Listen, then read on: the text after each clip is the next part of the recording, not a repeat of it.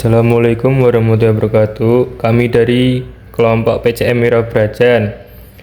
Di sini beranggotakan Farhat Raffi Al-Ghifari dengan NIM 2302919 dan selanjutnya Dedi Adi Kurnianto dengan NIM 2302939. Yang ketiga Afifatullah dengan NIM 2302946. Selanjutnya Mahmudi 2302948. Selanjutnya David Septian 2302950. Terus Akila Sihabi Firmansyah dengan NIM 2302953. Dan yang terakhir Muhammad Zaki Nasif Hakim dengan NIM 2302956. Di sini ada sejarah singkat PCM Mira Brajan. PCM Mira Brajan didirikan sebagai bagian dari pengembangan dakwah Muhammadiyah di wilayah Yogyakarta, khususnya di Kecamatan Mira Brajan. Berdirinya pada awal tahun 1980-an. PCM Mira Brajan lahir dari semangat warga Muhammadiyah setempat untuk memperkuat peran persyarikatan dalam bidang pendidikan, sosial, dan kesehatan di lingkungan masyarakat. Dalam perjalanannya, PCM Mira Brajan aktif membina amal usaha Muhammadiyah serta menjalin kolaborasi dengan berbagai pihak demi meningkatkan kesejahteraan masyarakat. Dan yang di sini ada visi misi. Visinya mewujudkan masyarakat Mira Brajan yang berkemajuan, sehat, mandiri, dan berakhlak Islami berdasarkan nilai-nilai Al-Quran dan Sunnah. Misinya yang pertama, menyebarluaskan ajaran Islam yang berlandaskan Al-Quran dan As-Sunnah. Yang kedua, memberdayakan masyarakat melalui kegiatan dakwah, pendidikan, dan sosial. Yang ketiga, mengembangkan program-program pelayanan kesehatan dan kesejahteraan umat. Yang keempat, mendorong peran aktif warga Muhammadiyah dalam pembangunan lokal. Yang kelima, menjalin kerjasama dengan berbagai pihak untuk penguatan pelayanan publik berbasis nilai Islam. Jadi selanjutnya ada tujuan dari organisasi. Nah, tujuan dari organisasi yaitu mengembangkan kehidupan masyarakat yang islami dan berkemajuan, lalu meningkatkan kesejahteraan masyarakat melalui pendidikan, pelayanan kesehatan, dan kegiatan sosial.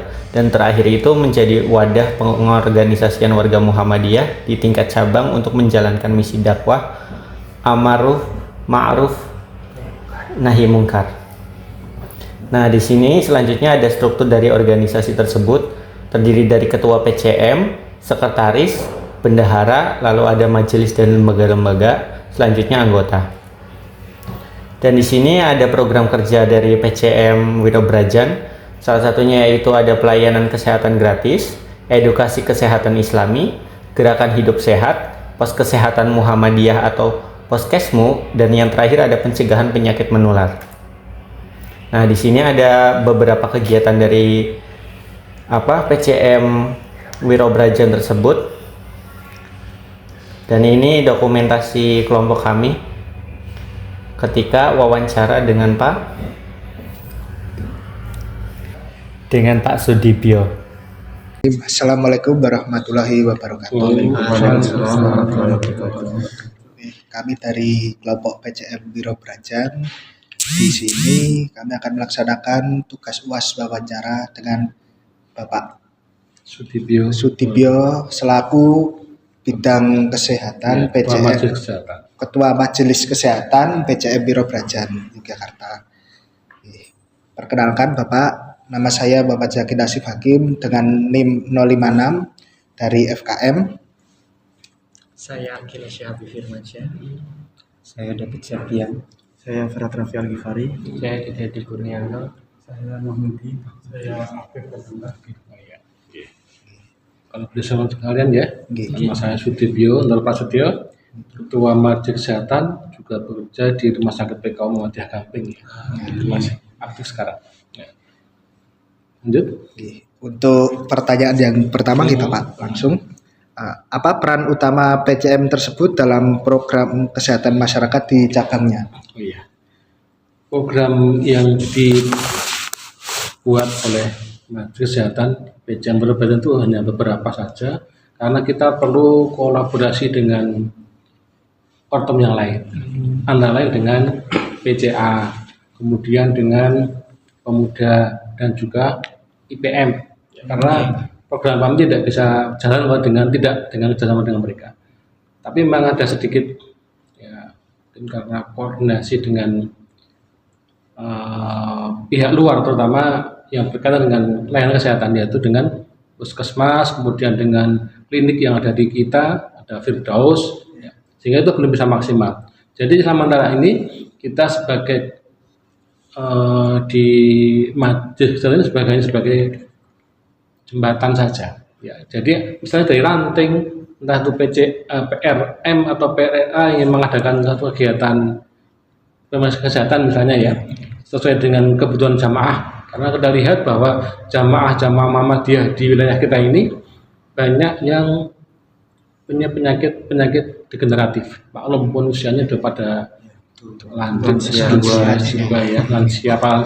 sehingga kita melihat dari pemeriksaan kesehatan yang kita lakukan koordinasi dengan rumah sakit utama PKU Jogja, PKU Gamping dan AMC, itu diketemukan banyaknya penyakit DM dan juga hipertensi yang sering kita lihat dari lapangan.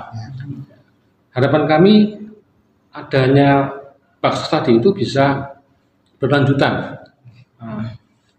Tapi tentunya kita perlu bersama dengan PPK 1 ya, puskesmas ya, karena tidak bisa langsung dari PRM mengadakan kegiatan langsung nanti minta rujukan ke rumah sakit Jogja, PKU Jogja ya. Jadi harus melalui tahapan-tahapan yang selama ini dalam masyarakat melalui BPJS. Jadi dari kita sarankan ke mereka yang mempunyai masalah, yaitu hipertensi atau DM, lewat puskesmas, nanti minta rujukan ke AMC, baru kalau ada sesuatu yang berat bisa dirujuk lagi ke PKU Gamping atau PKU Jogja. Memang ini yang seringkali atau yang sudah bisa kita jalankan.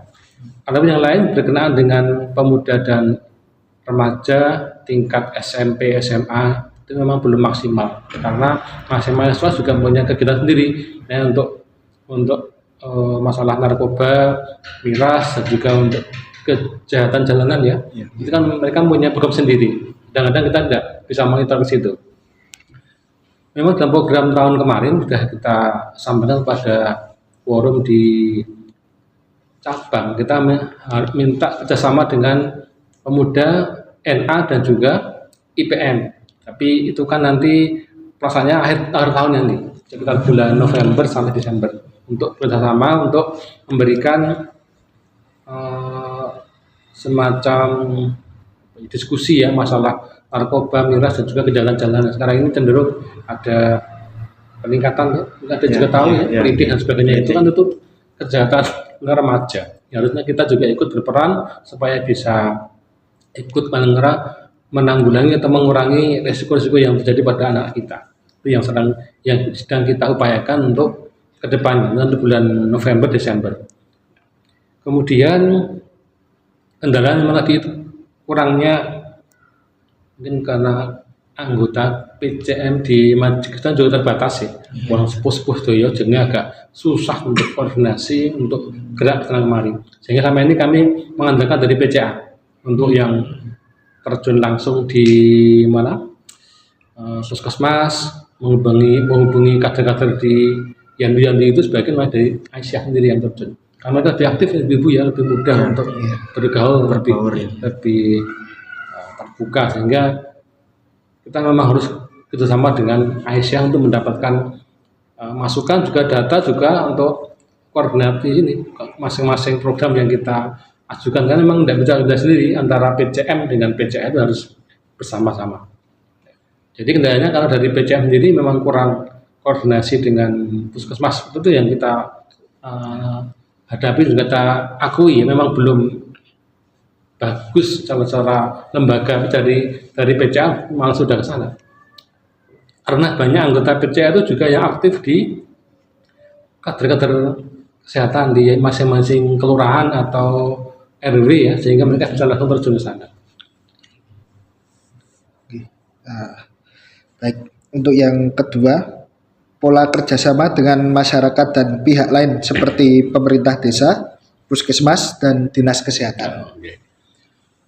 Secara lembaga nanti yang terjun antara dengan PRM dengan kelurahan, jadi tidak lagi dengan melalui PCM, jadi mereka langsung di bawah di masing-masing ranting, karena kan kita ada 8 ranting ya di 3 kelurahan, Kelurahan Pakunjan itu ada 3 ranting, kemudian di tengah itu ada Wirobrajan, Singosaren dan Petanggungan. Itu Kelurahan Wirobrajan. Di selatan itu ke Patangpuluhan ada Sindurejan dan Petangpuluhan. Itu ada 2 ranting. Ya. Seringkali mereka langsung bersama dengan pihak kelurahan. Kalau lebih dekat masing antar personal ya kan saya sendiri juga mengakui jarang untuk bergabung di kelurahan masing-masing ya, karena kesibukan kita juga, sehingga kita hanya menerima laporan pas ada kegiatan. Malam hari juga ada kegiatan konsultasi cabang di nanti malam di Alamin di ranting Gampingan. Yeah. Berarti alurnya dari PRM langsung ke kelurahan, ke puskesmas dan sebagainya. Oke, baik. Ketiga, pertanyaannya apa tantangan yang dihadapi PCM dalam pelaksanaan program kesehatan masyarakat, Pak? Tantangannya yang pertama adalah komunikasi dan juga koordinasi yang kurang antara pengurus PCM sendiri juga dengan pihak luar. Mungkin contohnya di kecamatan kita, di kecamatan kita ya, dengan pihak puskesmas itu yang antara PCM dengan mereka tidak begitu intens untuk komunikasinya. Tapi yang di bawah justru yang di MPR itu malah yang aktif. Tapi juga ada kekurangannya, laporan dari bawah ke majelis itu yang kadang-kadang tidak sampai. Maka ada kegiatan apa saja kadang-kadang tidak terukur, tidak ada yang memberikan kita laporan, sehingga kadang-kadang juga terputus apakah yang sudah mereka kerjakan di bawah atau apa yang sudah mereka lakukan dengan pihak luar tadi kadang-kadang tidak nyampe ke kita. Itu yang jadi tantangan kita. Nanti kurangnya koordinasi dan juga komunikasi dengan baik ke dalam maupun ke keluar. Jadi karena memang kita juga SDM terbatas, hanya 4 orang di PCM yang ngurusi kesehatan ini, dan tiga-tiganya yang lain saya itu sudah S2 semuanya, sama sepuh, jadi kurang untuk keaktifan itu kurang. Di atas 60 semua yang 3 teman-teman saya itu. Ya, sehingga itu memang ada keterbatasan. Juga banyak juga teman kita yang kerja di rumah sakit itu kadang-kadang belum mau ikut masuk di pengurusan cabang. Mau ada yang di PRM tapi belum mau yang di cabang. Sehingga untuk koordinasi itu memang agak jadi PR kita belum bisa nyambung. Itu tantangannya yang kita hadapi. Juga kadang-kadang dari pihak cabang memberikan atau penawaran pada mereka dan tidak begitu cepat tanggapannya. Contohnya ketika kita memberikan penawaran baksos ya, kan dari rumah sakit kan ada semacam promosi ya.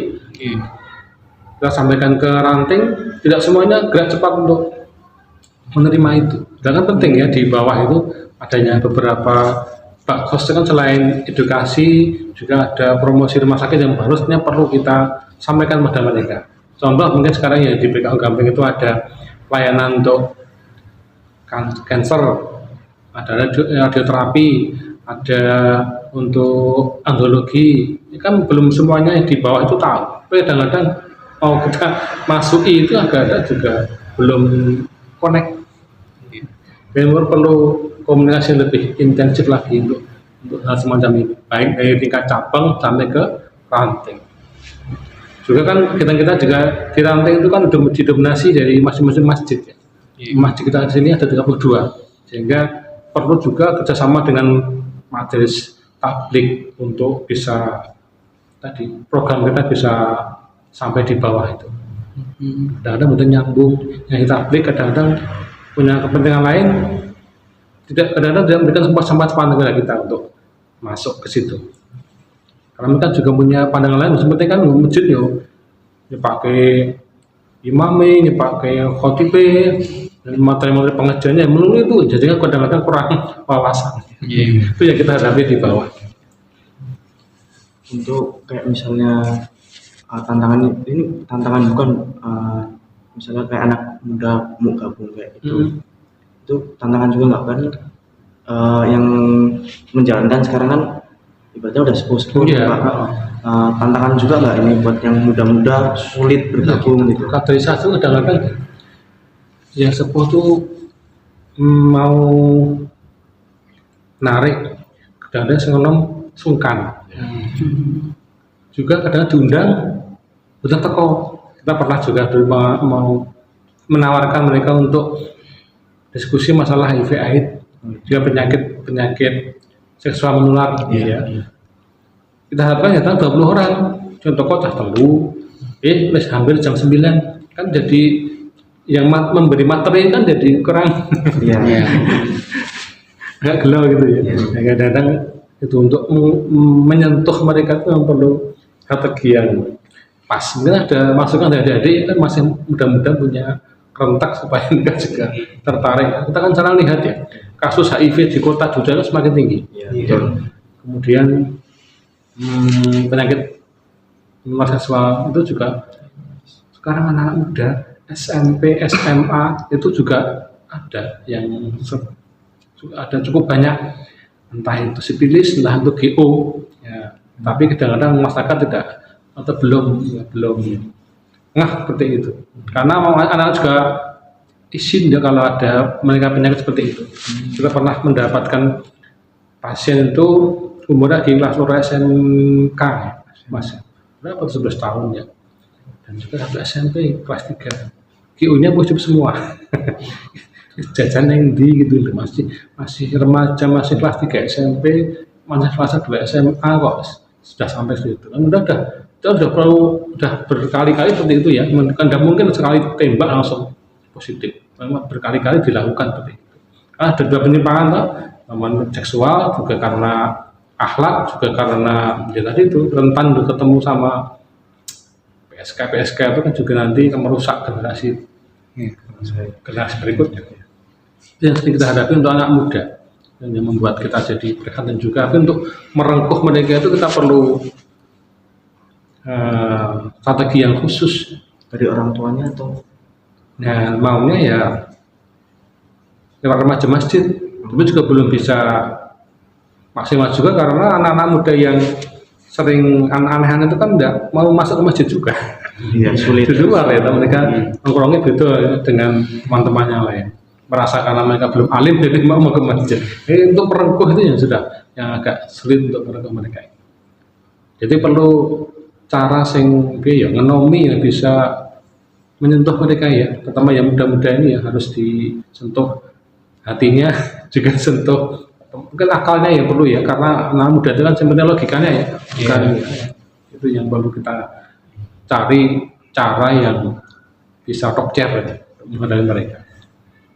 Dan kalau mulai sekolah juga kadang-kadang tidak maksimal juga, sing diundang maunya satu sekolahan, satu kelas 3, kelas 2 tapi yang dari sekolahnya diberi izin hanya perwakilan dari masing-masing kelas, jadi nggak nyambung juga, agak sulit.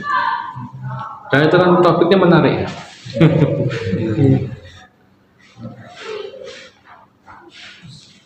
Lagi jadi untuk pertanyaan terakhirnya Bapak, apa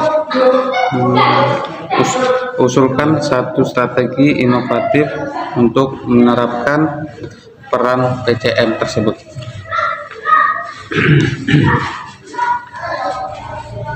Ya, itu yang saya sampaikan tadi, kita memperluas komunikasi dan koordinasi sehingga bisa program-program ini bisa kita jalankan bersama-sama dengan masyarakat, juga dengan pemerintah ya, dari daerah yang paling rendah RT RW kelurahan ya, sampai kecamatan, supaya bisa bersama-sama itu memperluas komunikasi dan koordinasi yang lebih intens. Tapi perlu pendekatan yang lebih intens nanti ya antara PCM dengan memberi mempunyai kekuatan seperti itu yang di kecamatan atau mungkin di kelurahan, yang kita harapkan nanti bisa sampai ke sana. Apalagi cukup segini Bapak, karena tadi dibuka dengan salam, kami tutup dengan salam juga. Assalamualaikum warahmatullahi wabarakatuh. Waalaikumsalam warahmatullahi wabarakatuh. Karena langsung siap.